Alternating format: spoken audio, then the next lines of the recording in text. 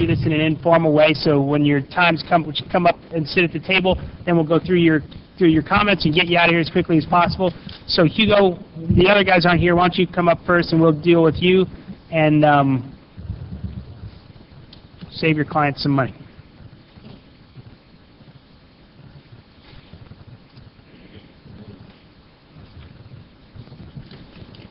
Cool. Thank you.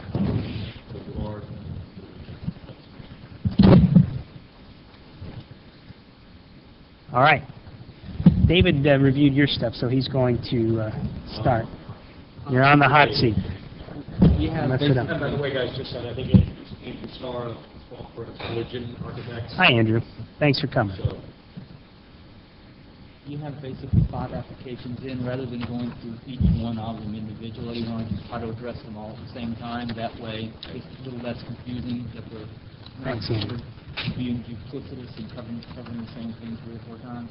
But you have 2013-17, which is a definitive plat, 2013-18, which is a variance, 2013-19, which is another variance, 2013-20, which is a 3rd variance. Then you have 2013-21, which is a site plan. And it's for a 6.46 acre parcel of land. As we went through reviewing the 5 applications that you have before you, there were several options that came upon us that probably needed to be addressed. All of them are sort of contingent on the same item. The comprehensive plan limits you to 6 units an acre per gross acre, and based on the calculations and the items that's shown on the site plan and the individual variances in the tentative plat, you're actually greater than that 6 units an acre allowance. So you need to sort of look at that and adjust the site plan based on that.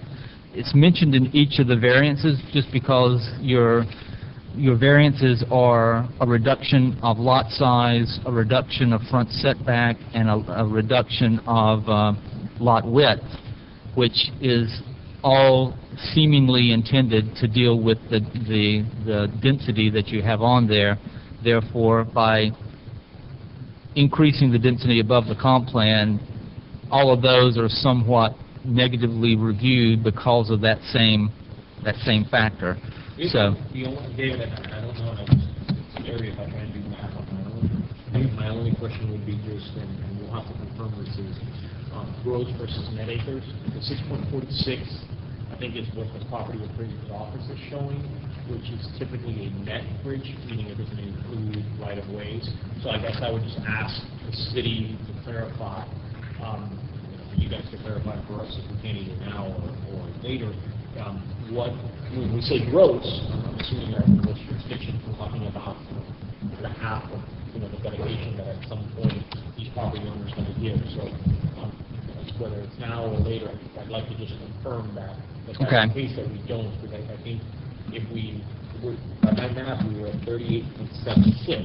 To your point, 6.05. Right. Over 6. Right. I think if it's a gross calculation, we have the half of the right-of-way. I don't think we'll have that issue. I think we'll probably come in at 5.8 or 5.9. So I would just, we can take a look with the city to see if we can do the that. gross calculation changes. Right. Part of it doesn't obviously recognize what happens. Part of this was also based on using the previous approval that went through several years ago, based on that same acreage number and the density required there, and it was actually under density for that one. So. And that's right. So we'll confirm that, or we'll take a look at that gross versus net. Okay. And see if it changes the equation. One item, you're asking for a variance of lot size to 4,500 square feet, and there's one lot on the plan that's less than that, so that there's probably some clarification that's needed to deal with that issue as well. We believe, and we took a look at these comments just a few minutes ago. And Okay. we believe that that lot may have simply been mislabeled. Okay. So that in fact no lot Okay. is less than 4,500 square feet, and there was been a labeling issue, in which case I think at least that Okay. portion would go away. They would all be dimensions. It looks similar to, Yeah, I think we just. you just need to clarify that. Right, okay. Hopefully that's one we can just very quickly solve. Okay.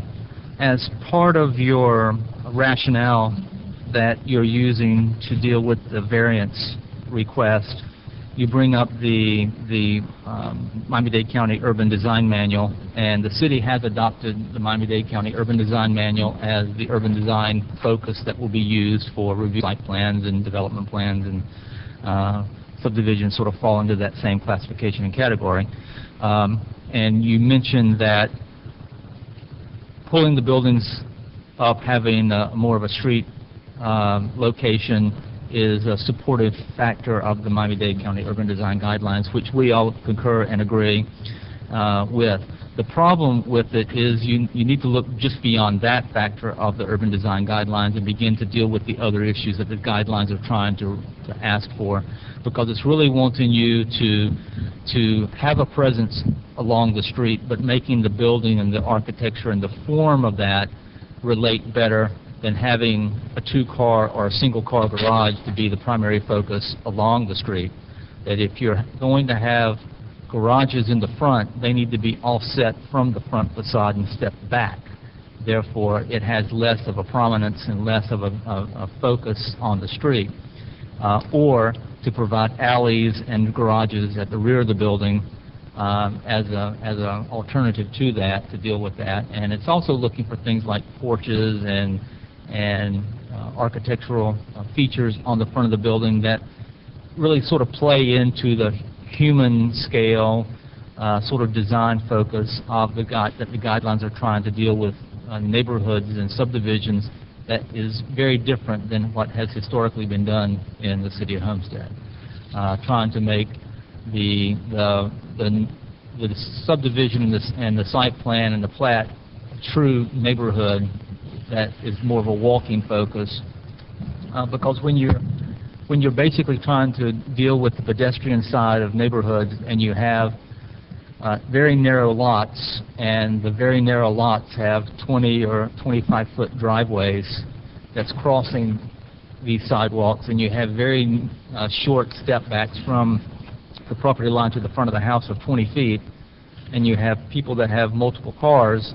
They're parked in the driveway, and they hang out over the sidewalk, or people are having to walk across driveways as opposed to having a much more pedestrian-friendly neighborhood focus of things. And that's why you have sort of two choices there. You can either do the alleys in the back where the garages are back and you don't really have the confrontation of the cars in front, or to push the driveways back and the garages back in the front so that it becomes less of a focus along the street. I think in and of itself, those are probably the primary comments that you see. They're all sort of mentioned in each one of the things, but and one of the comments is that you may want to look at certain pages in the design guidelines, and if you have questions or want to, rather than maybe going through an iteration of making substantial changes and modifications, that maybe you come up with a sketch and maybe come in and sit down and let's look at that, rather than creating something that's going to have additional problems with it before you resubmit completely. I don't think we're far off, but I think those are some items that, as the city has progressed and matured as time has gone on, from when development was really hot and heavy in the early 2000s, and they saw products that they didn't really truly like, the actual implementation of them on the ground. Some of the changes that came out of that was adopting some design guidelines and criteria that tried to deal with the humanizing factor of things in some ways. So maybe with that, everything else is more or less just setting it up for the next step of the process of clarifying the zoning, the criteria, some of the criteria in terms of the review, so when it gets to the next step, there'll be a basis for it. But in terms of the comments themselves, that's pretty much it. Did you see anything? I know you haven't had a great chance to really look at anything as of yet, but... No, I did. We did quickly. I want to point out a couple of always kind of flag up for the site. Okay. I haven't seen comments regarding the transmission pole yet. Right. I think we realized that after we set our part to realize the pole was where the entrances. Right. We're going to relocate, flip these entrances so that, because I believe the pole's Right. If I'm not mistaken. So that we don't obviously have an issue with the pole here, we'll flip these. This will be the entrance, and then this will be this room that ends. Okay. So we'll invert that. I don't. That's an easy fix then. Yeah, I don't expect that that will require, we'll change the review of the process much for the city, but I think that we realize the opportunity. Okay. I figured we'd wait until maybe the other comments before we submitted that to lot plans and show the entrance not in conflict with the Okay. goal. So that will resolve that. The second question, or I just wanted to, I guess, mention, here is the saw, probably the site plan approval. There were a couple of traffic study questions. Right. Right. Traffic comments, traffic study. So one is just briefly one of the two. One just says, I guess it wants different volume tables. And again, hang on by the one, pass along these comments. And then make corrections to a level service analysis protocol of the streets. That need to be corrected. They need to be corrected. Is there an error in the document, or is there an error using? I guess you may not have the answer. I guess I would have your traffic person follow up with our... Salman Rathor. Hank's been dealing with Salman. He's a traffic engineer. Yeah, I think that comment is just a discrepancy between the table that exists and the analysis. So there's two possibilities. One is that the information is just different, or it's wrong. So he'll answer that question, and he'll be able to fix it pretty. I would have remembered it was Salman. So that's fine. Andrew, do you have questions regarding?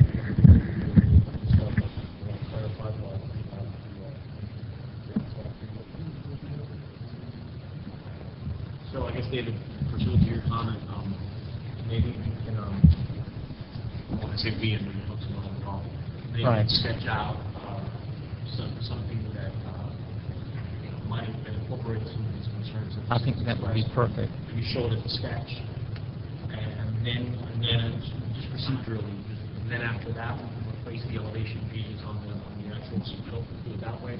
Sure. So that we're not resubmitting a bunch of time, we're just. We'd prefer that. Yeah. No, I prefer that. It makes our life simpler too. So. And it's probably something that if you want to have a conversation, maybe come down or something like that, and we just sort of work our way through it, because we want to see things move ahead too, and we don't want to be the stalling part of the process, but we do want a good product at the end of the day. This is great. One last question is procedurally. Those are the types of changes we need to make, which are design changes, not site plan. And I see no comments from public works, solid waste, or parks and rec. Will we come back to DRC to discuss that, or will we just agree with the department on revised elevation and just move forward to planning and zoning? What we'll probably do with this is, if the modifications and changes are generally minor in scope and don't really impact the overall character and design of what we've laid out before, they'll probably stay within the departmental realm. However, because you're having to flip to deal with the utility side of things, we'll probably pass things back around. We probably won't do a formal DRC like this. It'll be more of an informal one at the office, but you'll stay there until you get that dealt with, and then we'll move to planning and zoning. Okay. So what we'll do is we'll resubmit the flip-flop Right.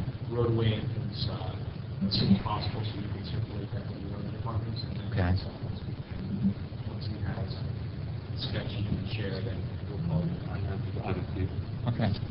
Under the public works side, I handle that too. Of course, water and sewer, you have to do main extensions and all that, right? You understand there's no sewer, you have to do a crossing on the Rose Canal maybe, or you're coming off the Maori. I think think it comes off Mount Run, Yeah. I think that's the point of it. Okay, so that's where you can go now, correct? Okay. And then, of course, you're going to go, the turnpike will be affected, but the main's on the other side of the turnpike. So you would have to get with the turnpike authority when you're digging underneath there. And, yeah, because that's where the main ends at, right, right after Maury on 20th Street and Farm Life there. That main dead end, it never crossed, it never went underneath the turnpike. So that, you have to get permits and all that. And of course, your plans would show all that once you submit them to me. The other thing, I kind of noticed on your building, you're going Parks and Rec now, you don't have no kind of playgrounds or kind of open space for the residents?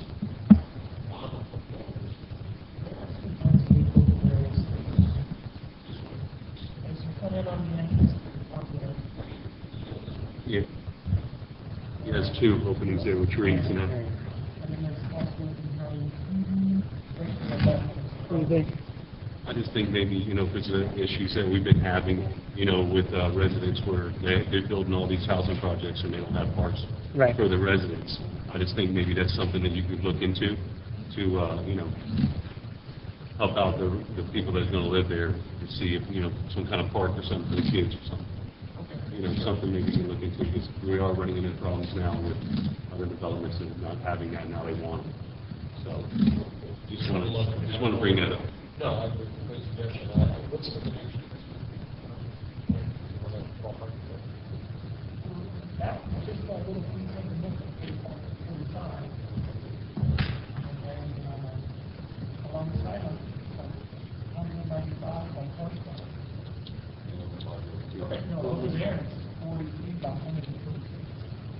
Yeah, I was just the room we had to work with. And I understand that, I just thought maybe because we're looking at the residents and the people that buy here, and then when they do get in a housing project, they wonder, parks. Are you looking for more formal space, like with the playground equipment or Yeah, something? something Or like just that, gonna, like- okay, so Yeah, I guess what he's saying is you guys already have the space there. yeah, that's what I see. I don't want to say that you can't, but the concern would be, I would suspect, is the insurance, because it's not a giant. So it's not an association. Who would then run it? I don't think it's an association, so then who cares for that, and pays for all of that, in the long run. So there's no HOA. I think that we're showing it as sort of passive open space. But I'll look into it, just, there's no HOA. I understand that. Okay, well, I think that explanation would be Yeah. adequate. How were you envisioning dealing with that if it's not property to be sold? Is it going to be part of the public dedication with the right-of-way? The road area. Right. It's not going to be, it's not going to Right. be gated, it's going to be all Right. city owned. It's things we have to realize.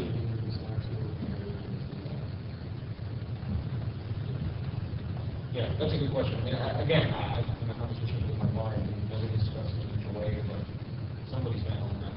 Well, the city public works will be maintaining the road and everything again. Well, the road will be, that would be a process. The road is very clear that it would be the city's roads.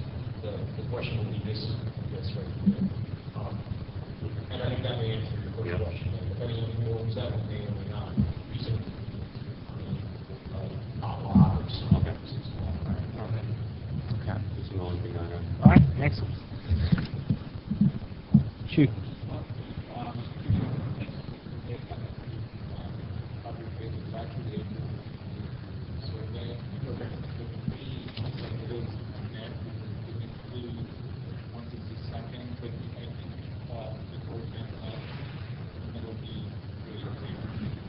That's what we'll do. I mean, I think based on the comments, the future land use map requirements are gross. So I'll do is calculate. I think we'll be fine once we calculate the gross, but we'll mention both. I'm not going to swap it out into the land use. That's the future land use, but you have density regulations in the area. The density regulations in the area also involve Yeah, not specific to that, I don't believe. I think it just says 6 units per acre. So we'll probably have to do some investigating on that issue, too, to be absolutely sure. Right, right.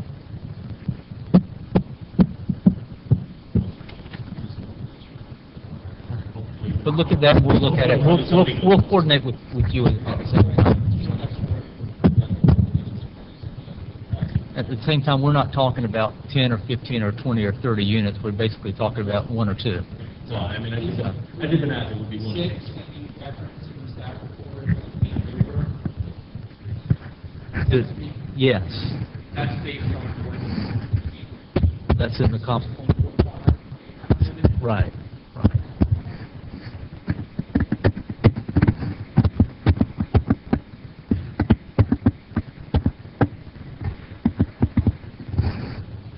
I'm sorry, I don't know. That's James White, he's our city attorney. Hi, how are you? You're the only person here.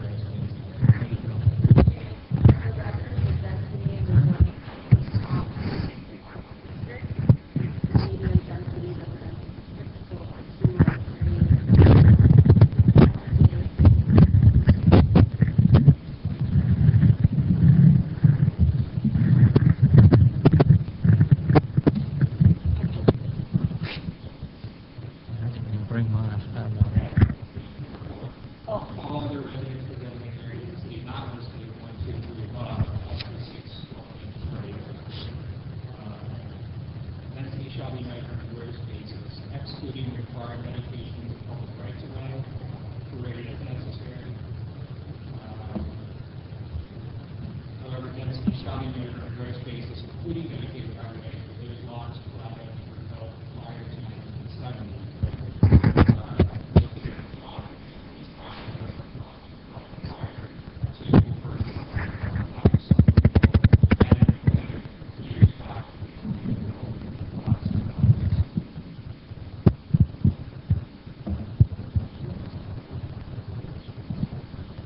So you won't be able to include the rights of way. When we calculate. So what is the gross? Usually the gross is simply the net, it's the right to way dedicated, and you're not allowed to. In this case, the gross appears to be the net. What section is it? 3456, I'm sorry, 3457, 30-4. yeah, subsection. We'll take a look at it. I mean, to your point, it's Right.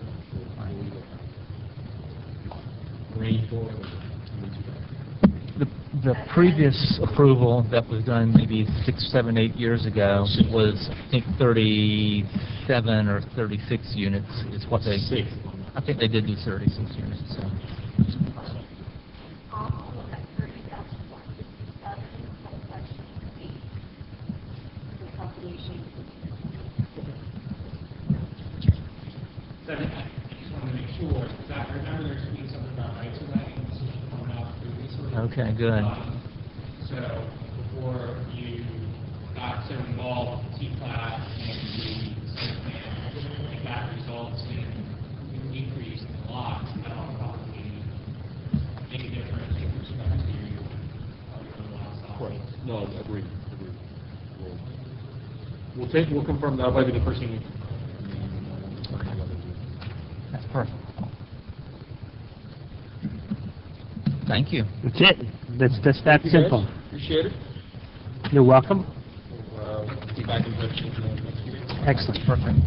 You want to do, what's next? You want to do Why don't we Cicero? have a Rubat Oasis, All right. quick site plan? Thanks, guys.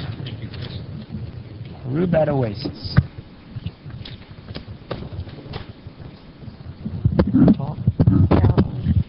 Hi, welcome. Louder, they couldn't hear you. She kept signaling Good, me. thanks for coming. I'm Joe Cordino, the Development Services Director. Nice to see you. All right, good. Kept saying Oh, good. Well, you 25. come to the right place to get this taken care of. Michelle, you're going to deal with this? Yeah, I'll take care of it. This is ASTR 2013-25, applicant requesting administrative site plan review to allow a 6-foot-high swing gates at entrance of community. So I looked back in the resolution approving the site plan, and the only thing that was indicated was a notation that said future gates under separate permit. So what that meant was that there was no details, there was no specifics on any gate. So we went ahead and conducted the review. I think Daniela already gave you the comments. The letter of intent stipulates that there are existing gate arms, but the drawing that was provided for the review doesn't show that the gate arms anywhere. It just shows the gates.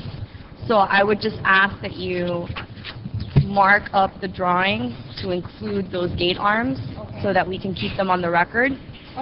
Okay? And then the dimension between, the distance between the gate arm and the actual gate, just put it on the drawing. And then, because the note was indicated on the original site plan approval that there was going to be a future gate, we went ahead and didn't require to do an additional review on stacking requirements because that would have been done during the preliminary site plan review. So you're good with that. The other comment is the proposed fence that you're putting along the perimeter, the 6 foot, so next to your gate, you have a 6 foot. You're indicating a perimeter fence.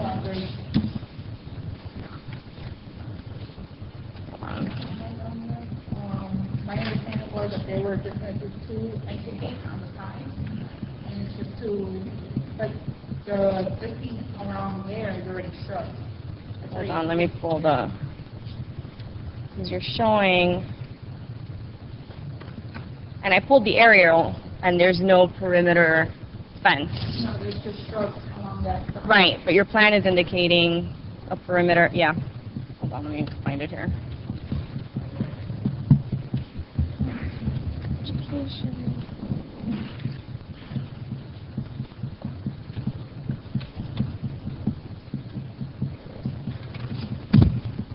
Why am I going?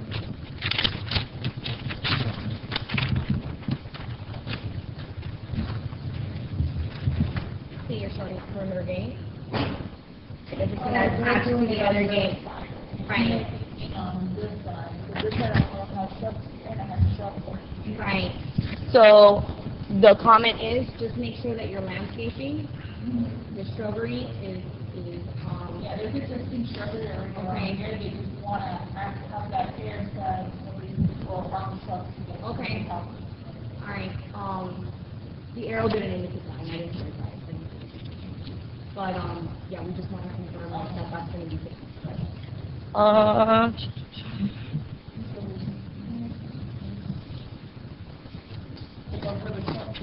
Right. So then,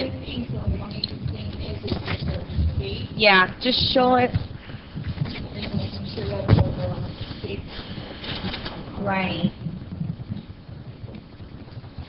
So just modify that and then resubmit 4 copies, and we'll take care of it internally. You don't have to go back to a DRC or anything. Okay? Wait, let me have my plan back. So I'll have a note put it on the plan. Yeah. And then I'll forward it straight to you. Okay, perfect. Thank you. Anything else? Nope, that's it. Thank And you you. have the comments? Yep. Okay, perfect. Mr. Patel, would you, Thanks, you too. Mr. Patel?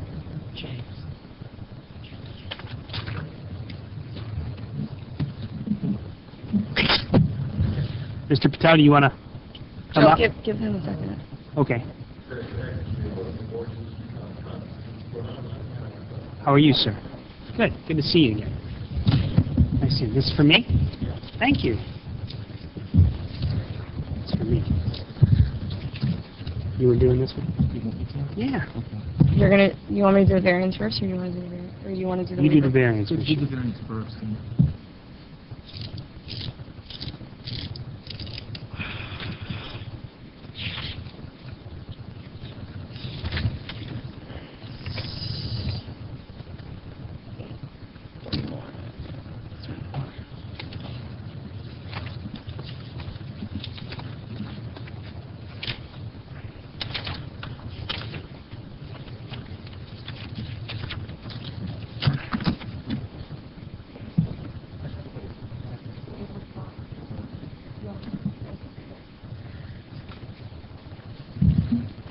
Administrative variance 2013-24. Applicant is requesting a variance to the City of Homestead Code of Ordinances for the property located at 841 North Chrome Avenue. The variance seeks a relief from City Code Section 3433B8B, which requires that all motels shall have one paved parking space per room. The applicant proposes to provide 25 parking spaces where 30 would be otherwise required. Property is zoned restricted retail commercial district, and the site contains a motel comprised of 2 buildings totaling 5489 square feet. Staff evaluated the request pursuant to Code Section 3054-21I, providing that an administrative variance to implement urban design guidelines may grant up to 20% parking reduction in parking standards and requirements on properties fronting Chrome Avenue. City Code section establishes that the administrative variance shall demonstrate conformance with the following criteria: that the subject property is located between Northwest and Northeast 4th Street and Northwest and Northeast 11th Street. The subject property is located at Northeast 8th Street and complies with such requirement. The reduction is minimum. The reduction is the minimum reduction necessary in order to satisfy the policy or policies in the Urban Design Manual. Staff evaluation, the Urban Design Manual establishes that the lack of architectural articulation and large surface parking areas diminish the potential for compatible human activity. The design failure of commercial streets have largely resulted in excessive surface parking areas. The requested parking variance is in concert with this objective. Third criteria, the reduction in the minimum requirements does not exceed 20%. The reduction in the minimum criteria does not exceed 20%, The applicant has requested a parking reduction of 5 parking spaces where the administrative variance will allow parking up to 6. Pursuant to City Code Section 3053-5, the city shall provide mailed notice of intent via certified mail to approve the administrative variance to all adjacent property owners, which shall inform the applicant and adjacent property owners of its intent to issue the administrative variance. Mr. Patel, in 30 days, you should check back with the city to make sure to confirm that nobody has appealed the variance, and if there's been no appeal, then we can move forward with recording the administrative variance. If there is an appeal, we have to process the variance through a public hearing. Any questions with that? I know that you haven't. Did she give you a copy of both reviewed sets of comments? The waiver of plat, I noticed that you brought in the revised plan. One of the comments on here is to have the surveyor provide a waiver of plat following the waiver of plat criteria in the code. I assume that's what that is. Looked at it, looked like it was close. But as I did the review for the waiver of plat, there were some issues that I feel like you need to consider before we move forward and feel comfortable with that. And I'll go through them here with you if you'd like, or if you want to sit down separately and do that. The issue really relates to the James Archer Smith house and its relationship to this division line that you're doing. And I guess I have it written out here, but I'll sort of talk as opposed to the sort of the written verse, if that may help a little bit. The problem that I see with it is that you're basically subdividing or bifurcating that single lot right at the edge of the James Archer Smith house, such that someone that's working on or on the James Archer Smith house site, the only way that they can get around that site is to go on the Carib Motel site to get around it. I think that you need to consider shifting that subdivision line like 10 feet to the south so that there's some property reserved for the Smith house property so that they can maintain it, work around it, do whatever needs to be done with it. And it preserves to some degree the character of how it was originally constructed. where you had a house that sort of sits in the middle of a lot with the side and the side. If you go out to the street, to the left of the house is about a 10-foot strip, and so in my view, you need to have sort of the same on the other side. That's going to require at some point in the future to redo the parking lot so that the parking lot is shifted somewhat 10 feet further south. The other part that sort of complicates it is when the code wants, where you have a parking lot, to have landscaping, trees and shrubs to buffer the cars that are at that parking lot. And by drawing it right down that line that you're showing, there's no room on the site where the parking lot is for landscaping and trees. And one of the general conditions that the Preservation Board made when they designated the house was any parking that's associated with or on the site should be dealt with from a lush landscaping standpoint so that it begins to hide it. So Which side are you talking about? Inside the side or the side? the Smith house property. That have a two-side all Well, the issue with it is that there's not room to do anything with the subdivision line that you're showing, so that if you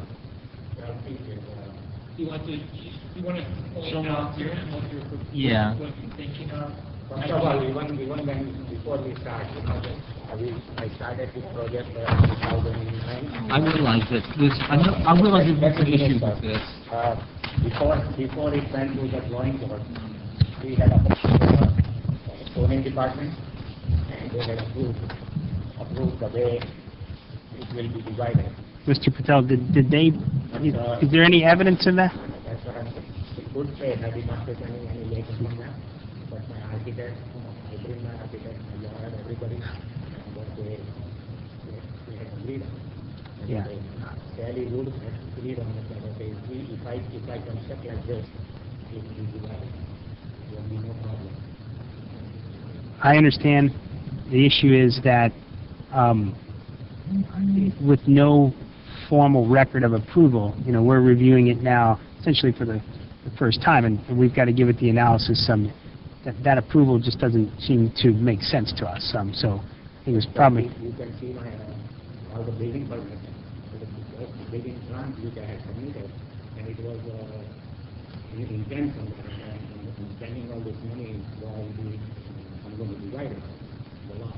That's what it was. Yeah, it just makes a little bit more sense for them to have just written that down in a letter, because then we don't have a question.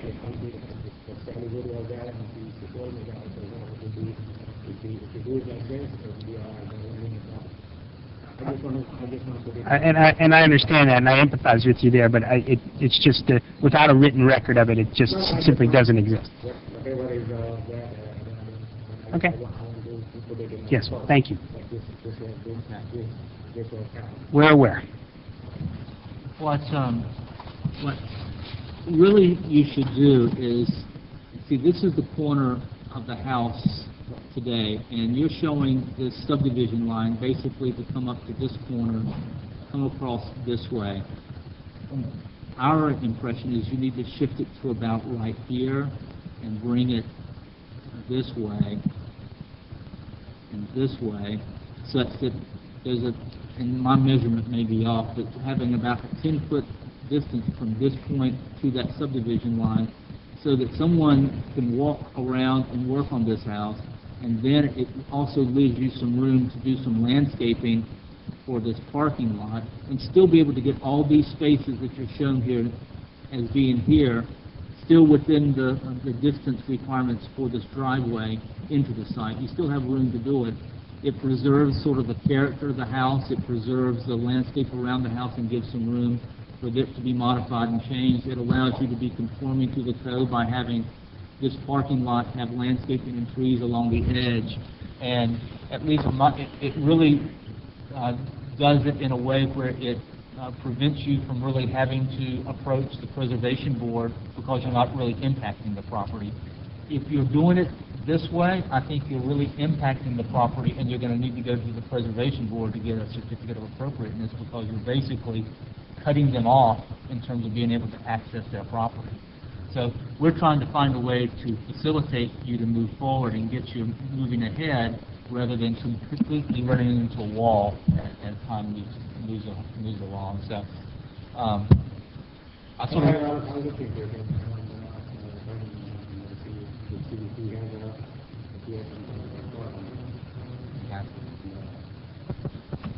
I think it would be good, because then you could get a favorable recommendation from staff on the waiver of plat, and go forward with a favorable recommendation from staff to the city council, and I don't know what they'll do, but they generally...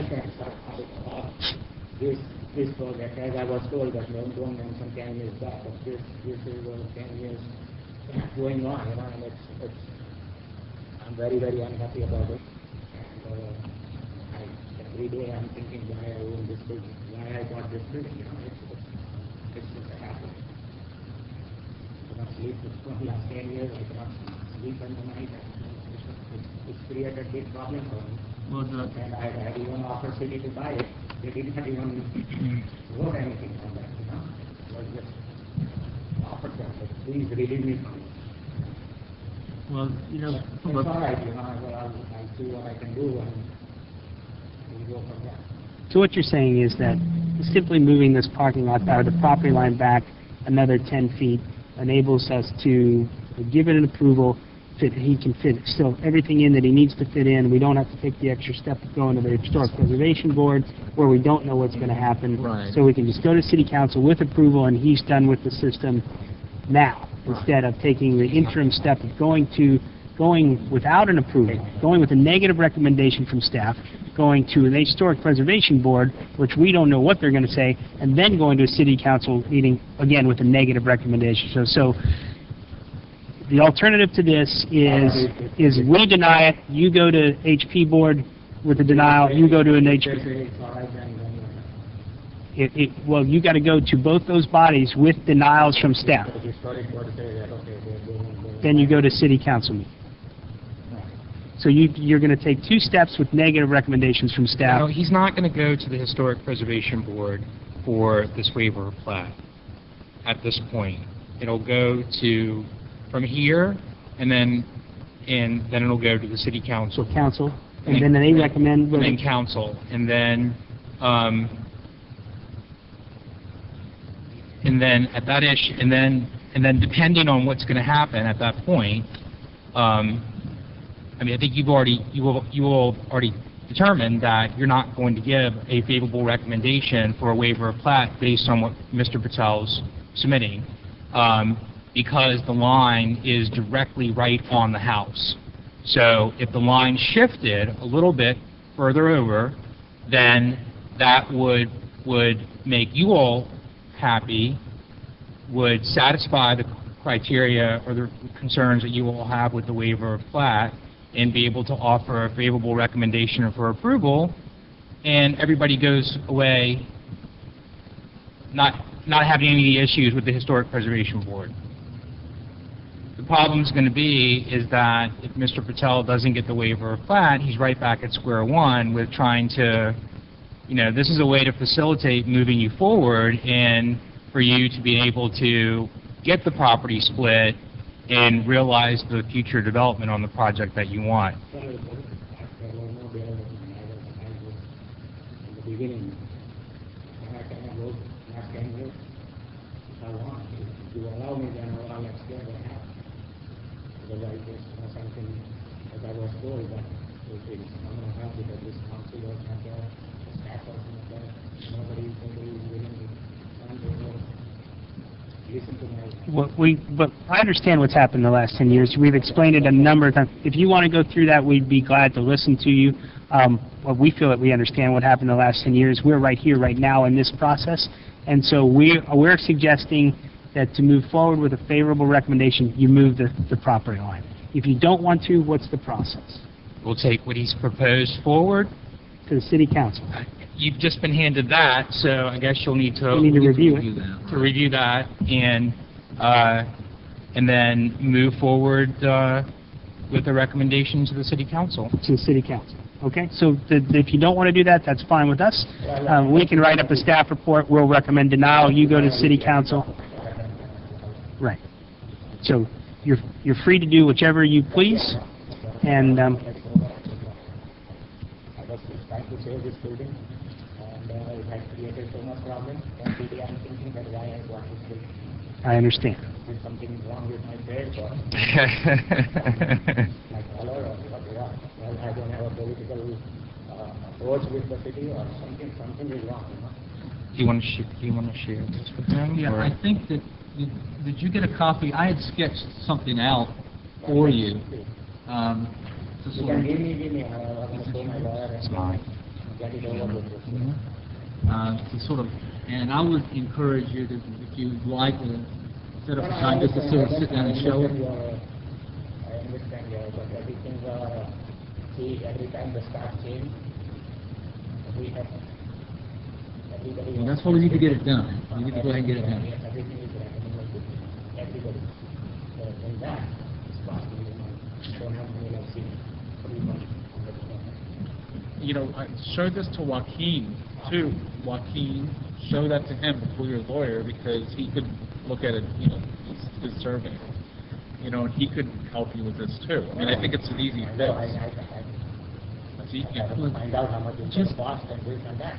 Right. Just keep in mind that one of the things that we have to pay attention to when you're taking a piece of property and cutting it into two pieces is that we have to make sure that both pieces are conforming, that there's not something that exists on that single site now that by cutting it, you're making it in violation of the code. And that's sort of what you're sort of doing by doing that, because Before the drawing board, before this project got off the drawing board, we had approved the zoning department, and that this is what I have approved.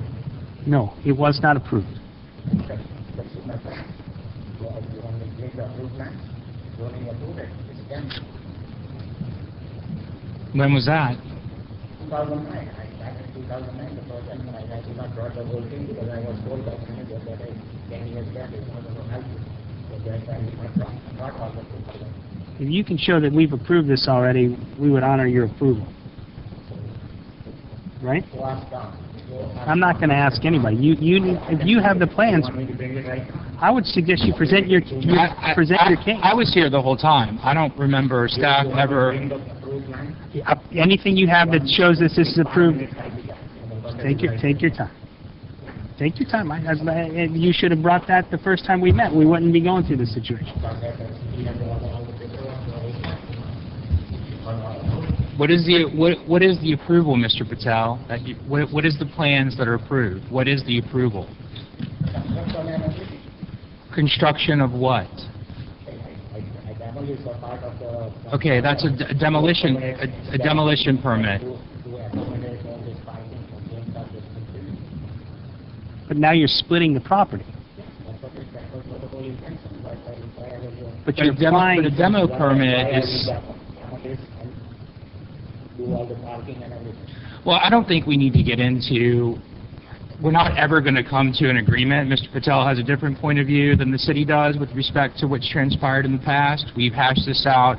I was here in the planning department for the last 10 years. I was here when you came through to the DRC in 2005, and all those issues. The same exact plan was pointed out. Well, I should... I was dividing without demolishing this building. Right. There was less... It was more of a variance that was going to be required. There was no parking there. Right. So by demolishing a portion of the building, it made it more compliant than it was before, because it allowed for more parking. Previously, the building consumed more of the property, and there was less space for parking. So I think you have that drawing from staff. I'm sure that David would be happy to talk to Joaquin or whomever you'd like to try to facilitate that moving forward, but we're happy to do whatever you would like. But we're just trying to help facilitate you moving this forward. appreciate your help, I know it's been a long road, but all we can do, is deal with what we have now and try to get it forward for you. You have the copies of the comments? Okay. Perfect. Thanks, sir. Let's do Sapero and those guys. Yeah. George, you want to go? Hey, George. How you doing? Yes, sir. Do you have your comments? Do you have your comments? Okay, so I'm going to make this very, very quick. In short, I'm going to read them together if nobody minds. I don't mind. Administrative variance, it's the same staff report for both. Administrative variances 2013-10 and 2013-11. Applicant is requesting signage on the western facade of both the Hampton Inn site and the Marriott site. Code section 3054-2 provides that properties, hold on a second, let me get my bearings in it. Provides that an administrative variance to implement urban design guidelines may be granted in relation to size, location, or appearance standards for on-building signage to properties which are within 500 feet and directly visible from the Florida Turnpike. Both properties are within 500 feet and directly visible. As such, we are recommending approval of the administrative variances. We're going to go ahead and issue the courtesy notices via certified mail pursuant to City Code section. Check back with us in 30 days to confirm that no appeals have been issued. If there is an appeal made, then you have to proceed to City Council for your variance. Yeah. All right? Next. Done. Oh, he's got the PUD height. Who's doing that? He's not done, no. You're not done. David's All gonna. right. It's fairly simple and straightforward. I think you've been in a couple of times, you've talked with staff about it. It was determined that you needed to apply under a section of the code that deals with the master plan, the PUD process. You actually did that.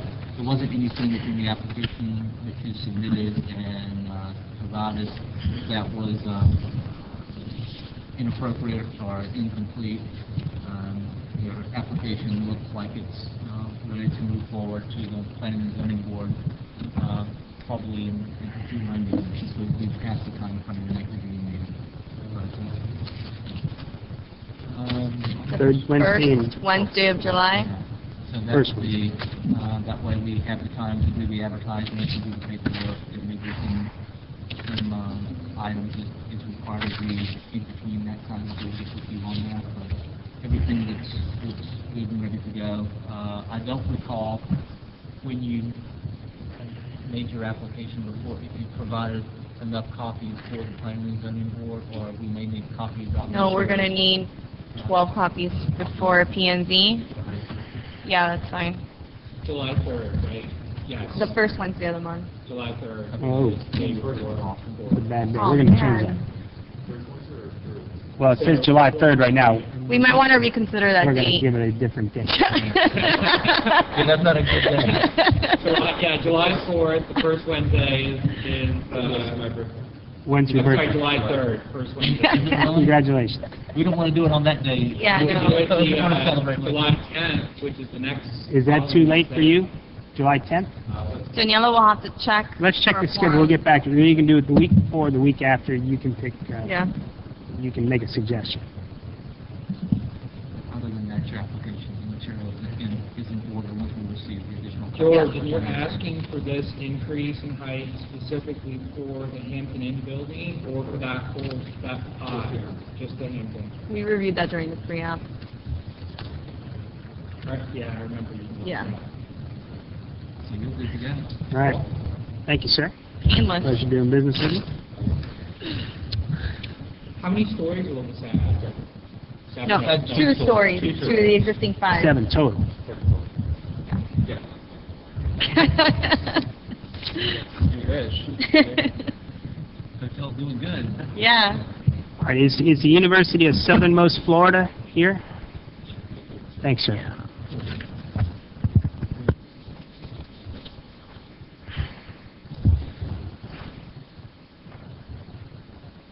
How are you?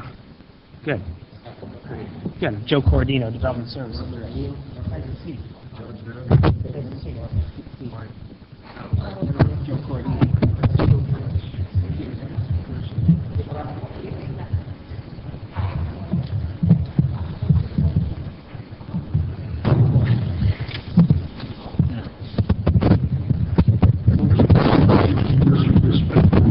We have another item on the agenda, which is basically the fence. The fence, yeah. Would you guys mind if we kind of flip it over, because this seems like it's going to take a bit longer? Yeah. Which one's the fence? The fence is for an unrelated parcel. Where did you go?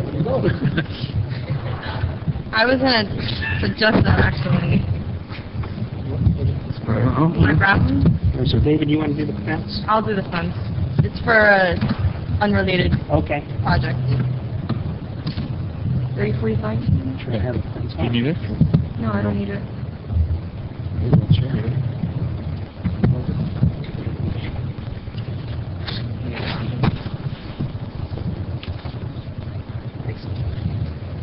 Thank you, by the way, I appreciate it.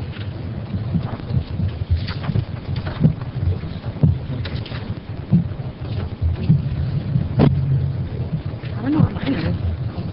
It's right here in front of my face. No, it's not this one. It's 08, right? It's not 08. It's another one. Yeah. 15, then, 15.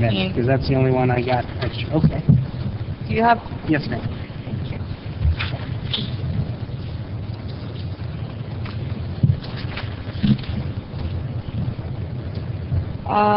Administrative variance 2013-15. The applicant, Florida Education Center of Homestead LLC, is requesting a variance to City Code Section, to the City of Homestead Code of Ordinances for property located at 304 North Rome Avenue. The variance seeks relief from the City Code Section 3487B, where no fence or wall located in a B1 or B2 zone area shall exceed a height of 4 feet in the front and side street setback area between the building setback line and the property line for the property. The applicant is proposing to erect a 6-foot high aluminum picket fence where a maximum 4-foot high fence is permitted. The property is zoned B1. City Code Section 3054-2C provides that an administrative variance to implement urban design guidelines may be granted from a minimum requirements for height. We've reviewed the criteria. The request is approvable. We only ask that the applicant provide a landscaping buffer where that front fence is. On which side of the fence? The street, facing the street. But on Yeah. inside, on our property or on the outside, so we have a setback of the fence? I think it's all sidewalk there, so I don't know how you want to do that exactly. If you want to think about it and then come back to us. But you got them. No, we're supposed to maybe we set back the fence a couple of feet and you have the answer to your question. Yeah, we can do that. Yeah. Yeah, just make that notation. Also, what kind of landscaping for the garden? Hedges, you could do hedges and some street trees if you'd like, but that would be a little more difficult. So just hedges would be fine. Well, if we could, Plant them at 2 feet and then, so the road at 6 feet, the height of the fence. You could do it all the way around. The variance is only for the front, so I'm only concerned about the front. If you want to do it all the way around and make that, you modification. guys want to take a look at what it would actually look like? Because in the front, it's actually going to be gate. It's mainly going to be gate, I mean, as far as the gates are concerned, what are we looking for? Right, no, but is the yeah, right. Oh, here. Here and here. On the corners? It's going to block, I can picture it like that. So it's going from one edge all the way to the other edge, and Yeah. this is what? That's a street. No, that is Walkway. like a walkway Mhm. that, I don't know whether it was ceded to the city or whether it still belongs to the Arch South property. That actually is going to be a buffer between our property there, which is the hotel, that we need to secure it before we can start refurbishing it. Right there, I don't know if you're familiar with the Gray, what's it called, the Gray Stoke, or what was it? Something, whatever that hotel they were calling it before, Greystone or something like that, right there on Chrome. And to the immediate north of that is the hardware store right there on the corner. And to the right of that, just south, is a walkway, as Michelle pointed out, and then there's the Arch South building. So technically, these properties, you know, are all falling under. Is this sort of the first phase of a multi-phase sort of project? Well, Maybe what we do is just to approve the fence as the first phase, and as you get to the next phases, maybe that's where we begin to build in some landscaping and things like that. That would be great. I mean, if we're gonna probably over the next couple of years, we're gonna be in front of you folks a lot more often. We've got, to give you an idea, we're hopefully closing before the end of the year. We're closing with the Arch South building, and that parochial school that was there as well. As you might or might not know, we just opened that little restaurant that's there that used to be the Main Street Cafe, the Lucky's, and our idea is to try and revitalize that area. And again, right. So we might be looking actually to come back to the city and ask whether we can refurbish this building to either use it as dorms or either use it as apartments to start bringing folks to be living into the area, and like refurbish them, cut them. Like right now, I think it's like 24 or 28, and I know this has nothing to do with the fencing right now, but just to give you guys an idea of what we're trying to do down in that historic district, we could feasibly create anywhere from 12 to 16 apartments there, where now you have 12 or 16 small families actually living there. That'll help with what we're trying to do. I mean, we've got the coffee shop, Bruce Coffee Shop, which we just built probably about 2 years ago. That's there. We've got the restaurant that's there now that complements the Mexican restaurants that have been there forever. So is this more of a security fence? It's a security fence. It's going to be decorative. Yes. But It's not a chain link fence, but it's more serving a security purpose as opposed to it is. We're trying to secure the area, folks, so that number one, we can start remodeling. I mean, right now we as you know, there used to be prostitution, you know, people smoking crack in front of the kids in the next to the Montessori school. Basically, we were asked by Chief Roll, that he came to me and goes, "Hey Ernie, would you mind buying this property just so we can get this element out of here?" And that's what we're working on right now. And it's like you said, it's pretty much the first phase, hopefully, in what will be the revitalization, or where we can do our small part to revitalize the city, the historic district. It's really up to Joe. So we're going to put a 6-foot fence instead of a 4-foot. Yeah, in the front of that. And the it's a metal. it's like a, yeah. chain link. I know, it's pretty quite nice. How does that accomplish the goal of eliminating crime? Eliminating crime, because right now, without the fence, we're getting vandalized practically on a daily basis. What if you had a 4-foot fence? It's a lot easier to jump a 4-foot than a 6-foot. I mean, one would argue that we're in Miami-Dade County and a 6-foot fence is just as easy. I mean, we might show up one day and it might be gone because somebody went to junk it. I mean, I give you that, but the bottom line is we have to start somewhere, because we can't even put supplies there. We can't, you know, we can't start refurbishing that building without some sort of security there. And you don't feel that 4-foot is adequate? Not at all, respectfully, no. Because they can jump over it? Pretty much, I mean. And steal stuff? Huh? They're going to steal Well, I mean, stuff? this is what the fence... Steel, sorry. Steel. No, I mean, you're saying you keep construction materials back there. I'm just, what I'm trying to get to is if what you're trying to do is protect the materials that are inside from being stolen. Is that looking towards the future, that is what one of the things. The other thing too, it's frustrating, kind of like when you show up the following morning and all of a sudden somebody kicked down your door because they needed a place to sleep overnight. Correct. So we've had all these issues, and I mean, obviously, the city of Homestead stretched. We have the police department up the street, but they're patrolling other parts of town. I mean, and you figure that the 2 extra feet of fence will prevent all that stuff from happening? yes, sir. 2 extra feet prevented me from being a professional basketball player.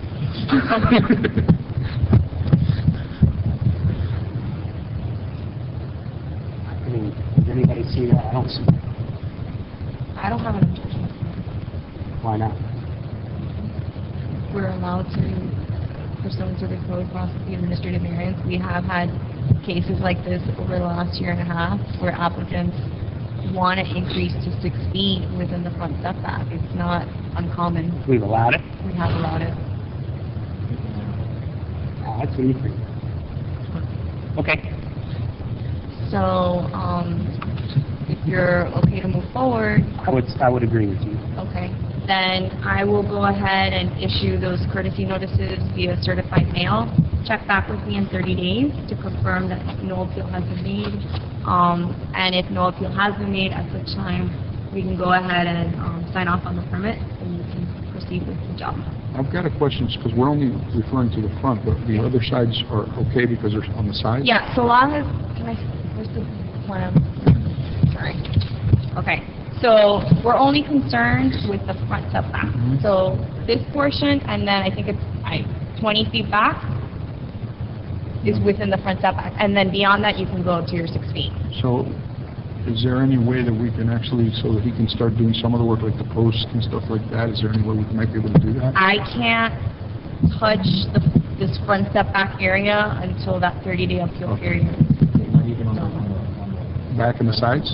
Yeah, I can't sign off on the permit, because the permit is inclusive of that area. And without signing off on the, I can't. Okay. Well, that's not a problem. Okay, so we'll just wait. Sorry. Okay. I think we're there with... Oh, sorry.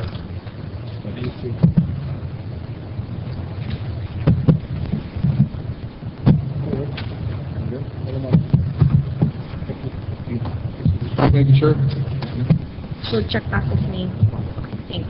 So the next items we had were our public hearing applications 2013, 12, 13, and 14. One was for a special exception, the other for a variance, the other one for a site plan, right? That's the entirety of their applications. So,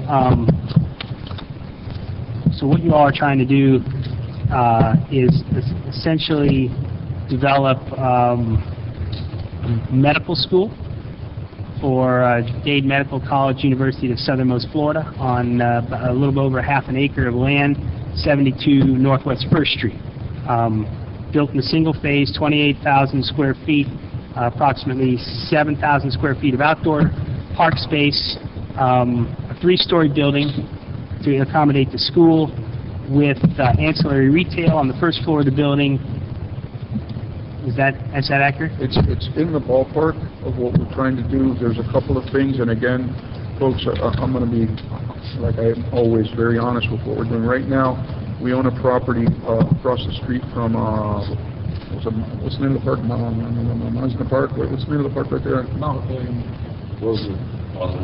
Losner. So right across from Losner right now, what we've done is, one of the things we've been working on, and I've been working with several of the commissioners, is trying to bring life back down there. So what we've done is, we have a memorandum of understanding. I don't know if we've gone to letter of intent yet, as far as with Miami Children's Hospital. And what we're doing is they're interested in bringing an outpatient/urgent care so that folks in the immediate Homestead area, as well as in the Keys, will no longer have to travel all the way down to Coral Gables or up to Coral Gables to seek care. And what we're working out is temporarily, we have a medical center that we've built there that's currently adjacent to our nursing school, that we are not using it for the original use that we had thought about. So we're going to temporarily lease them that space and retrofit it for them.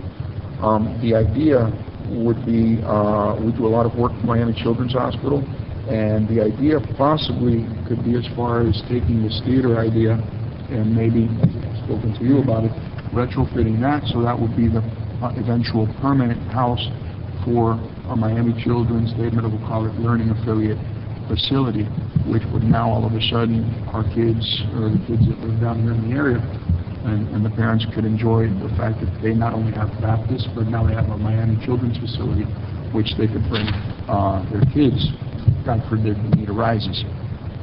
Is any of that different from what you're applying for relative to the medical school and the square footage and the acreage and then any The of that? size would remain exactly the same. The only thing that would be different, correct me if I'm wrong, Mr. Khalil, would be that we would have to go back and redo the theater component of it and retrofit it into an urgent care center.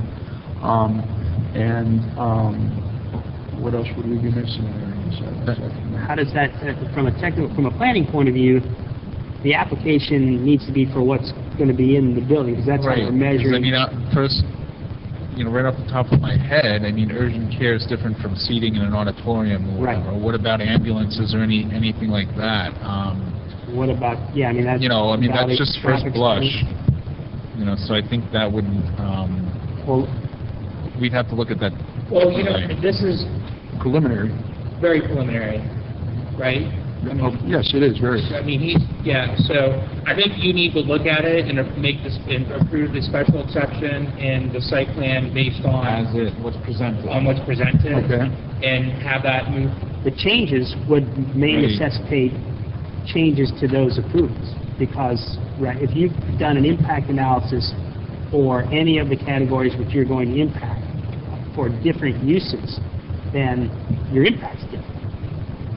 Right. So what you're suggesting is a change. This is preliminary. I'm not going to say pie in the sky. I don't really know, but it's very preliminary. So, well, put it this way: he's getting approved for what's on this sheet of paper. Right. If you want to change the theater into something else, you need to get that reapproved, because that's not going to be part of this. And I have no issue. Just so you understand, just so we don't get to the point where. Right. No. We have no issue. I'm just trying to tell you guys. I think we're trying to big picture this. Okay.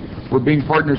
This is the first 28,000 square feet on what could potentially be another 75 to 100,000 square feet. So I just want. I understand. I just didn't want there to be a misunderstanding that there was an approval for that stuff as part of this, because this, what you told me, was different than what we've analyzed. Great. So essentially what we've got is we've provided you with staff reports, which are the comments for this. Prior to you moving forward to the next stage, this is a three-step process, right? Development Review Committee meeting, essentially where you get comments from the city staff that reviews your documentation, gives you comments. We need to work through all of those comments first, and then we'll be able to get you to the Planning and Zoning Board for their approval, and ultimately the City Council for their approval. So we need you to go back and address each one of these comments, and then we'll review them again, and when we get them all knocked off, we will then make sure that you go forward to the City Council and the Planning and Zoning Board, Planning and Zoning first. Should I go through them, Joe? I'm going to go through them in a second. Essentially what we have is each department has reviewed it. Dennis Maytan is here from Parks and Public Works, and he has comments. So why don't you tell him what your comments are, Dennis? Right now, the super is underperforming in that area, so you will not be past dirt right now, and you will not get a CO infrastructure building. That falls into the station 1, which is under more than possible. I've got a question, because I've done this before. Obviously, there's the way, from my little experience that I have, is they have allotment and they kind of assign XYZ amount of space, because I went through this. So we would have to go back to what it was Durham, I guess, or they changed the name of it, and basically have them re-allot. The thing is, you're going to be changing the flow, because some of that is residential, so it's going to show on the plot. If we're residential, then you're going to be reversing so many bathrooms and everything else, you're going to change the whole flow. What it is, the city is under moratorium, so Durham shut down. The thing is, to let you know, we do have the plans that is already in their hands. Durham okayed it, Blossom has not. So we're having meetings now with Blossom. So hopefully that'll be coming up soon, so we can get this resolved. I'll let you know what you're facing right now. And your name is, I'm sorry? Dennis Maytan. Dennis, is there something that we might, because we have folks that work government and community stuff, is it something that you feel maybe we might be able to help you guys work along, or something? People have tried the same thing like you're talking about, and it hasn't. No, I understand. How would you help us? Oh, we have folks that work government affairs for us, and that's all they do pretty much all day at the state and county and city level. And if we fail, let us fail trying as opposed to fail sitting on our hands. Yeah, just to let you know, when you come, you'll be coming to my office for availability. I'll do your availability. You won't have to do it there or schedule.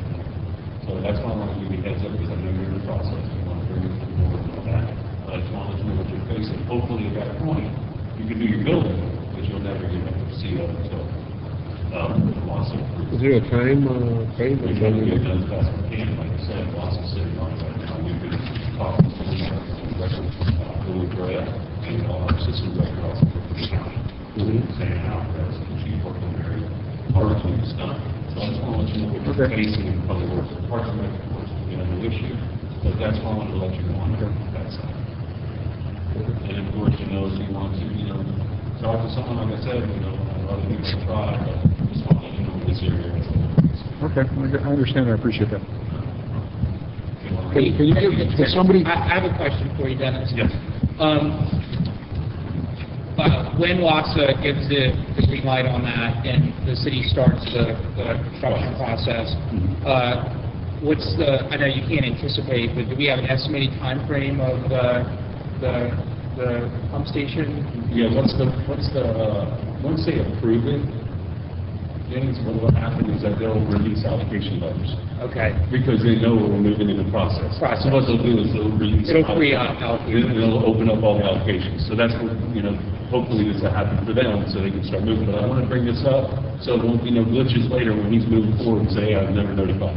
So that's what I want to do. Thank you. Thank you. And My card? I would love your card, but the other thing too, I would love the names of the two folks that are working for it on the city of Homestead side. Julio Grant. I think you might know him. He's our engineer and director. And then Anna Alvarez. He's our assistant. Okay, because that way, They're working with WASA. Like I said, they're approved in WASA as well.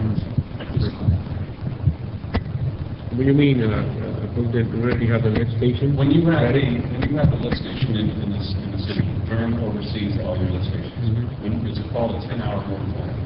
When your pumps run more than 10 hours in a 24-hour day, then it can run more time we cannot build. This pump station is only 12 hours, 2 hours ago. But they want us to be under 10 hours. So we came with a new plan. We're moving the pump station to our sewer plant, and that's where we already submitted our plans to the engineers, and Durham has okayed it. Also, has a lift station. Once they approve the plans, it's a matter of building it. That's right. Then they don't have to oversee anything anymore. And then they have to monitor it for one time. Yeah, the same thing happened in Colonial. Yeah, it happens in a lot of cities. And just want to know, in this situation where you guys are looking at this university, what's the glitch you're going to be running in? And I want to make sure you're aware of it. That's great, thank you. thank you. Sorry, I'm excusing myself. Take care, my friend, thank you. Okay, so relative to the special exception, the Development Services Department has several comments. The first one is essentially one big giant comment with 7 components to it. We feel that the application is incomplete and just doesn't meet all the requirements outlined in Section 3045 of the City Code. So I suggest that you go back and look at Section 3045 of the Code and address about 7 things. Number 1 is that the revised letter of intent needs to be submitted, detailing the proposed uses that are anticipated, the number of students that you envision there, the auditorium and assembly area activities, and then it also specifies, asks that you justify the reasons that the application should be approved. I don't think that you included any of that in your application. We need you to submit that information in Section 3045C, particularly Sections A, C, and E. We also need you to go back and look at Chapter 1.5 in our code, which is the concurrency management system, and make sure that that information has been addressed. We need information detailing the intent for addressing your parking needs on the project, inclusive of school, retail, and auditorium areas. The plan includes future parking areas, but doesn't describe exactly how you're going to meet them. And later on, I think that the necessity is about 130 spaces, and there is no provision for parking. So if you aren't going to provide the 130 spaces on site or provide for them, then we would suggest that you undertake a variance application. The traffic study. Yeah, go ahead. We were proposing parking across.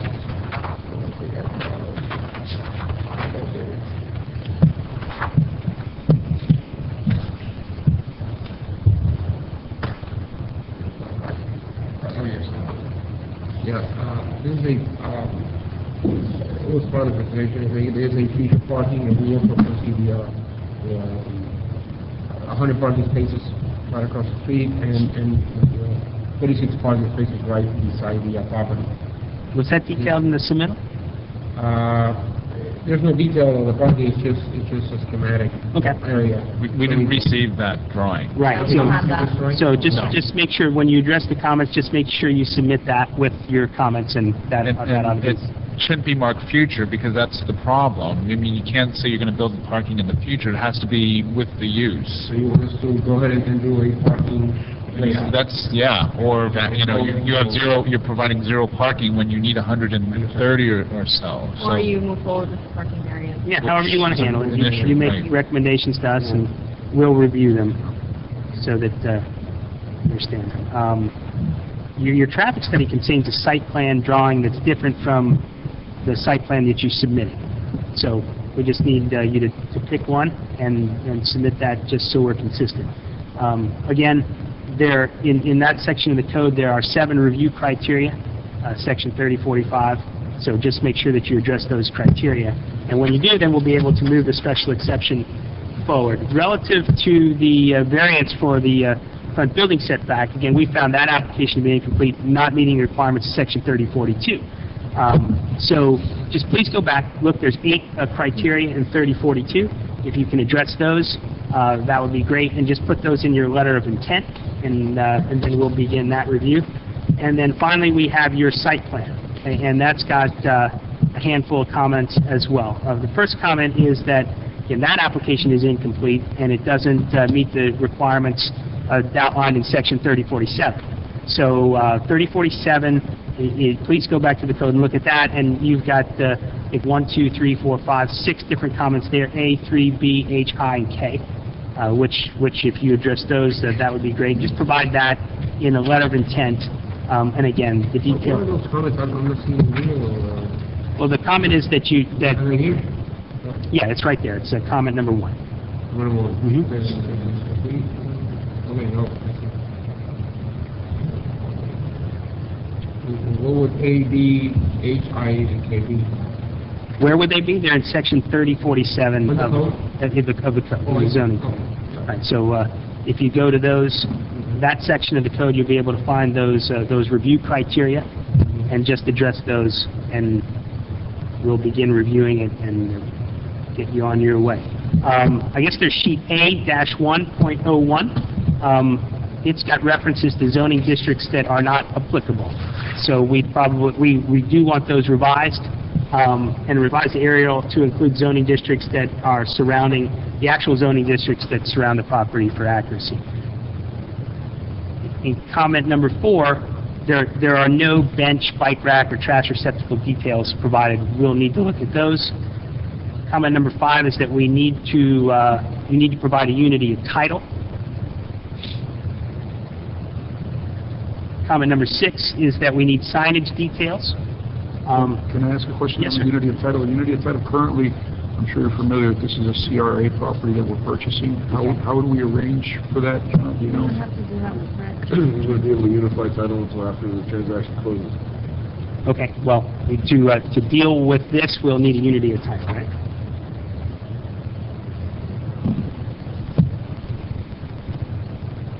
Well, it's our property, Correct, but we're going to develop Correct. multiple things on multiple. so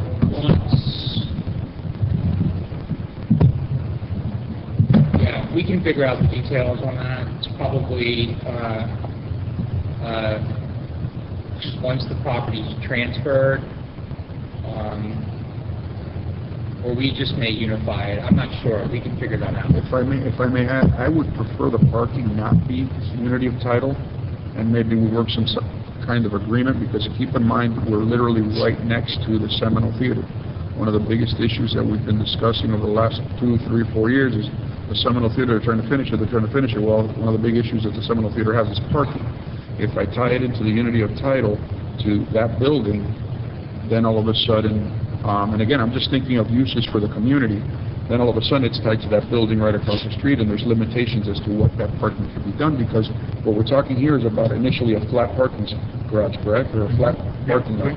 What we might be able to do is initially, to resolve the issue, is first set this up as a flat parking space area, but then once we're there and we're moving on, we might be able, in that same space, be able to create an elevated parking situation, and I don't want to be locked to having to go back and do this. Across the street. you're Yes, talking. sir.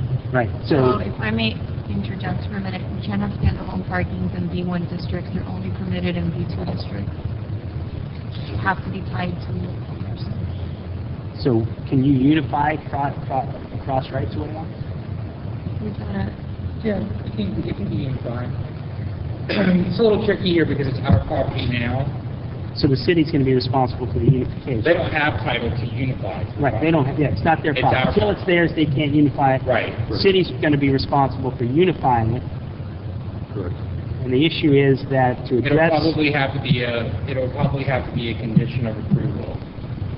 Right, that it on be the special unified. exception or site plan, that So after he would get approval or we'll just unify, or we'll have to unify during the process. before. So we'll pretend like, well, we're going to have to address that issue somehow in a staff report that says something, but it's not their responsibility, what we're saying. At this point, we don't have title to the property. Right. So, and again, we need to then address the issue about parking across the street. If he doesn't want to unify that, we can't have a standalone, and the code says we can't have a standalone space. We may just want to go for a variance, Yeah. right? Because what, again... that would be a use variance. What, wouldn't that be a parking variance? No, it would be a variance to allow a standalone Well, you're parking. gonna have, the issue is you're gonna have to have parking associated with the development. Right. So you don't allow for a parking garage to count as parking for some place. You have no parking garages. You don't allow for off-street parking to count as your parking requirement. So in those instances, the city's addressed certain areas on Chrome Avenue and reduced the parking requirements. But in this particular area, They don't qualify because they're not So on that they're Plum not in Avenue, there. they're on so Washington. they would need to request a variance. You're not, So what we're saying, I guess what we're saying is if you don't want to unify that lot across the street, then you need to go for a parking variance. And that would be with the city commission? Mhm. Yeah, we can't do that administratively because Okay. it's not on Chrome. well, no, you wouldn't be able to do it I administratively. just said we No, we cannot don't- do no, it it's no administratively because administrative. it's not Too on many- Chrome, and it's too many parking It would spaces. I'm not gonna do any currently administrative. with this whole. Okay. Either way, I'm just throwing ideas out there. Yeah. No, that's a good point, because that way it'll save you a lot of time, Yeah. because we'd address that issue now, not several months down the road. Even with the unity of title on that property in the future, wouldn't limit you from being able to construct a parking facility that had more spaces than you needed for that one use. I mean, when you could let other uses use it, even under the unity of title, so the single theater, if they wanted to allow them to use the parking deck, it wouldn't preclude them from being able to do that. You could build a parking structure that had 500 spaces in it if you wanted to, if the site was big enough to accommodate that. Okay. Well, again, I'm just shooting ideas. I don't work on your side of the table there. I don't pretend to know the ordinance or anything like that. I'm just thinking out loud. Yeah, we're here to help you get to where you want to go, so we'll work with you and help you figure that stuff out. So we're going to work on the unity of title, and then we'll have to address that issue of parking. But effectively, I think that it appears that So you're... the other option might be We could rezone always that uni- property across the street to a B2, and then you could have a standalone parking lot. We can always unify the parcel, unify our own parcel for development purposes. Right. And But again, regardless if it's unified or not, that can't be parking. standalone. If it's unified, it can be because it's Well, an if it's accessory to unified- the other building. If it's unified, it won't be standalone. Right. Because it'll be accessory to Right. But if the. it's not unified, which he would prefer, then then And the only way to get the parking there is a zoning rezone for B2. change. You'd have to go, Yeah. You'd have to go through a whole, get it changed, Okay.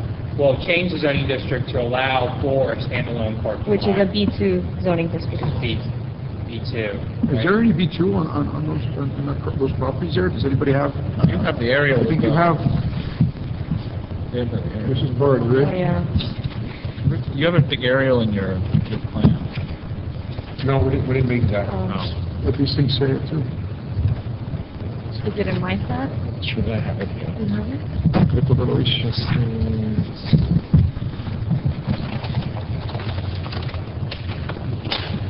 It's actual shape. How about the one that we did?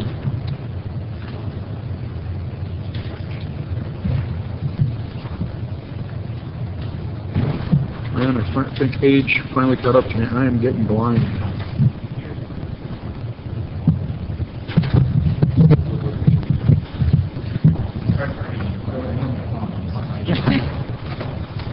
You read that, you read that. Oh, wow. That's not our responsibility. We need to go figure out what he wants to do. If he wants to unify, he needs to tell us if he wants to. Well, I'm just giving all the different options.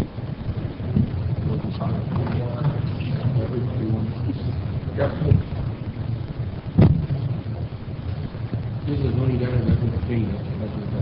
Yeah, that's what I'm saying. First of all, this is not legible, but you don't need this.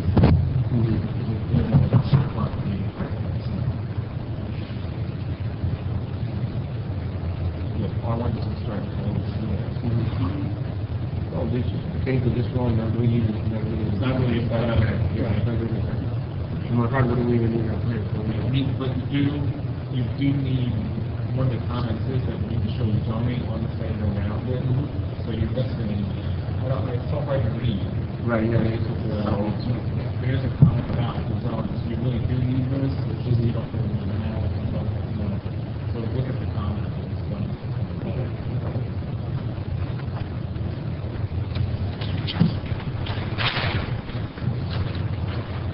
Okay, so you all need to figure out what you want to do relative to the unity title and let us know, and we will accommodate you in that respect, and move forward. Again, we need signage details, and that's in chapter, section 23. Right now, we're not, it was just an idea, we're not doing any signs, I'm not going to do a permit for the signs, so I'll just omit them for now. Can we do that? No sign? They can as part of the responses to these comments. Yeah. Okay. We just need the location. Just tell us you're not doing it, and that would be fine. I think we just need the locations, no, for the site plan approval? Yeah, We don't need the actual details. We don't Right, need but that. they just need to meet the code, so as long as there's a comment or something. It's just a sign on the wall, so. I mean, you had 5 on the plan, and that was the problem. Just say signs will be permitted under separate permit, It's fine, okay. Great, thank you. Okay, again, we discussed parking, the evidence that the 1.5 chapter, the concurrency section has been addressed. You'll need to do that.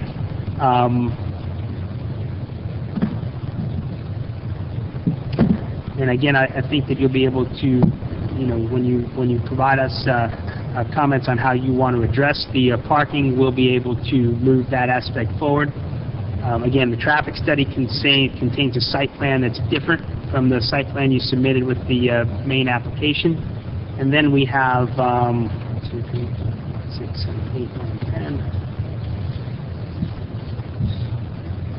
9, 10 traffic comments that we would go through. And I don't know if you just prefer to have your traffic engineer give us a call, and we'll go over those with you. But let me summarize them for you. Your land use equation, your exiting numbers don't match in the analysis what the tables, the data shows. You're claiming a pass-by rate that's 50%, where the Institute of Transportation Engineers claims that you should be using 34%. You're claiming a growth rate of 1%, where we believe that's too low. Your driveways are not showing the amount of traffic moving in and out of them. Your analysis says that the level of service is okay, and we need that to be replaced with an actual level of service. Again, no parking analysis. Internal circulation has not been addressed. We need to know how cars are coming in and out, how they're dropping off, how deliveries will be dropped off. You've got an intersection that's failing, US 1 and Maori, and your traffic engineer needs to suggest mitigation for that, how you will clear that up.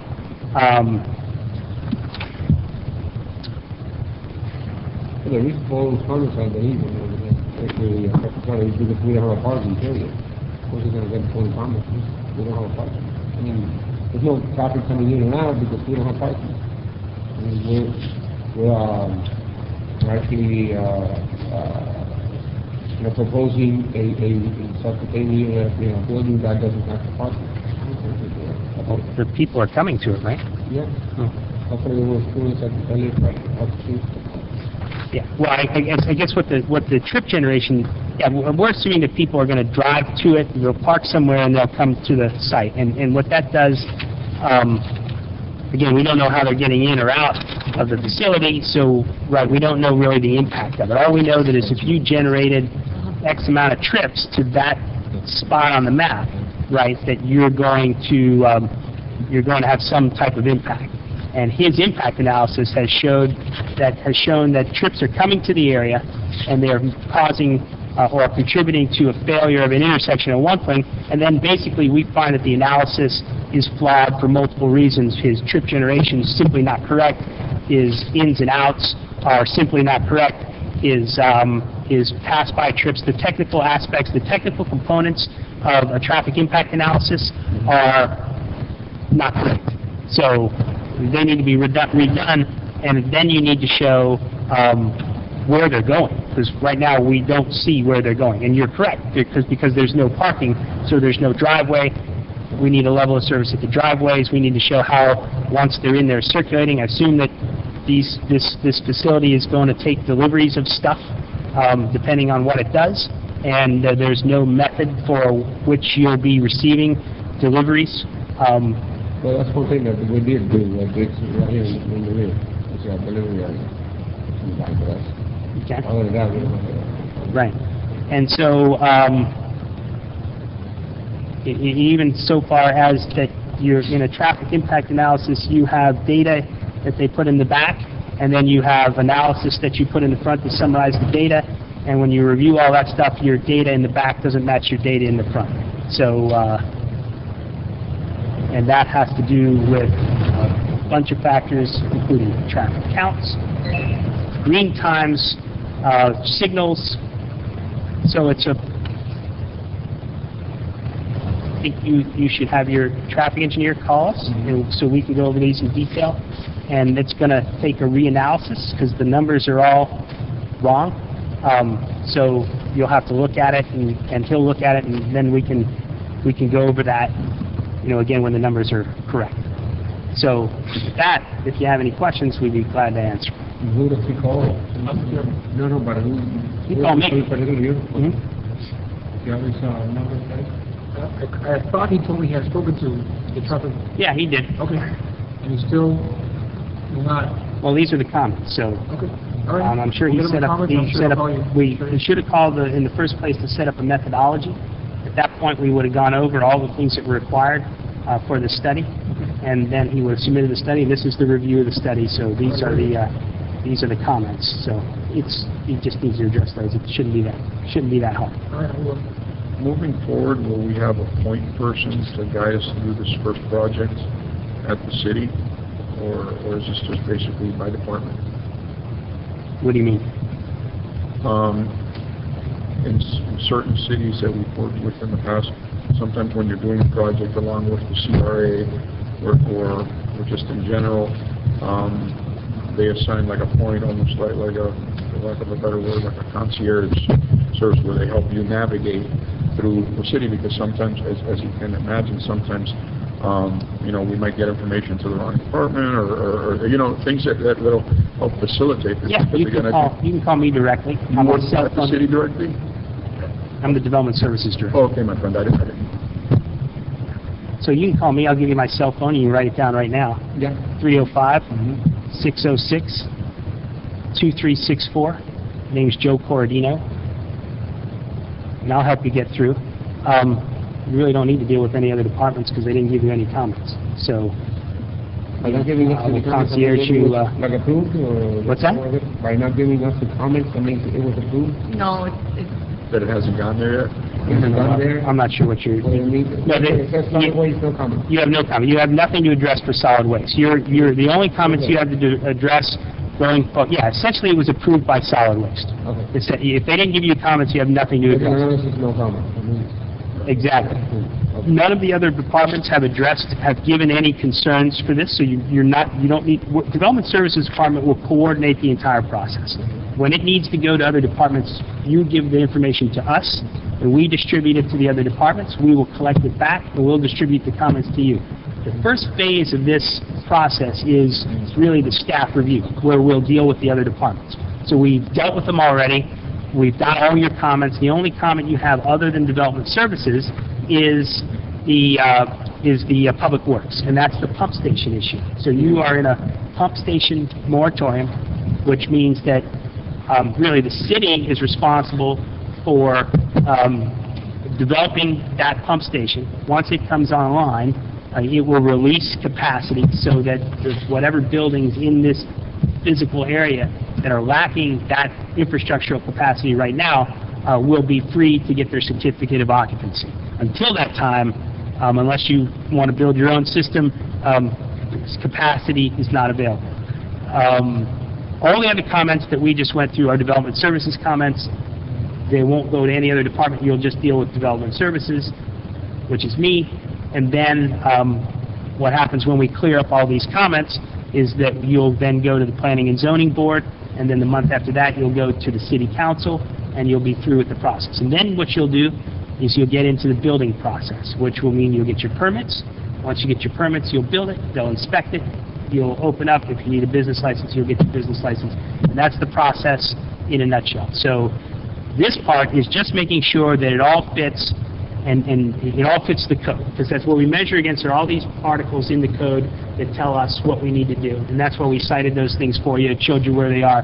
So if you go to those, they're very specific, and they tell you, tell us this, tell us that, tell us this, and they'll tell you all the requirements that you need to address. Well, is this all online? Can you get on the code? The code is online. Everything? Okay. Yes, it's on Municode. Are you familiar with Yeah, Municode? Great. If you looked up Municode Homestead and went to chapter, I think 30 is where all our Yeah, comments come from, the zoning codes. All zonings are in 30. If you went there, you'll find all of the areas of the code that you need to address, and all the things that an architect or an applicant needs to put in their site plan. All right. And so we'll have site plan, special exception, and for variances. So it's all there. So we will go through, people address it till we clean up all those comments, and that's just what the process I'm is. gonna, yeah, probably by next week, I'm gonna be out calling you and addressing these comments, et cetera, and I can give you like a PDF file, send it to you, and you can review it, or you have to go through the process again. What I would prefer is a hard copy and in a relatively organized manner, so that if you could just specifically address the comment as outlined in this. I will make you a letter. Right, special exception, perfect. And then if you're going to change the plan, just let us know where it is on the plans, because that will speed our review. If you just say addressed, well, then I got to search through the plan to find it. It makes it more difficult, and it takes longer. If you tell us where, I can go right to that bank, check it off with a marker. I know it's checked. I know it's done. I know we've conformed to the code, and then we can get through real easy. So, Okay, one thing, it's, we're not doing construction documents at this stage. Correct. Doing preliminary. right. So that's why I was, like for example, the benches, these are for the benches. Again, it's preliminary, but if you want a detail, then definitely. You address them how, if you want to make, look, if you say you don't need that, you're going to do it later, just write that down and let me look. No, However you feel like, you're the architect, I wouldn't presume to tell you how to do your job. The only thing I presume to tell you is that we have rules and they're in the code, and if you can figure out how best to address those, we'll get you through. Any other questions, folks?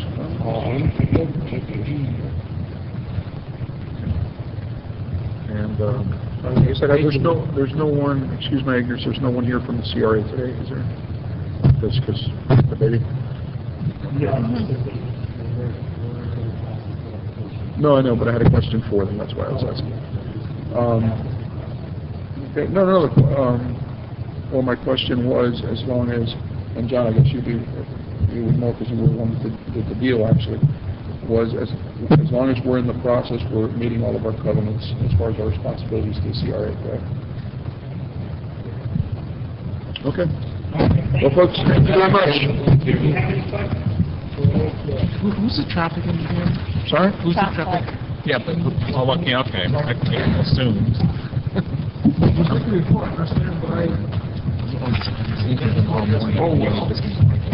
Oh. It's a start. Ito tuyo. Yeah. Hey guys, thank you so much for your time. Pleasure to meet you. I don't know if we met before. My friend, am I still Perez? Thank you.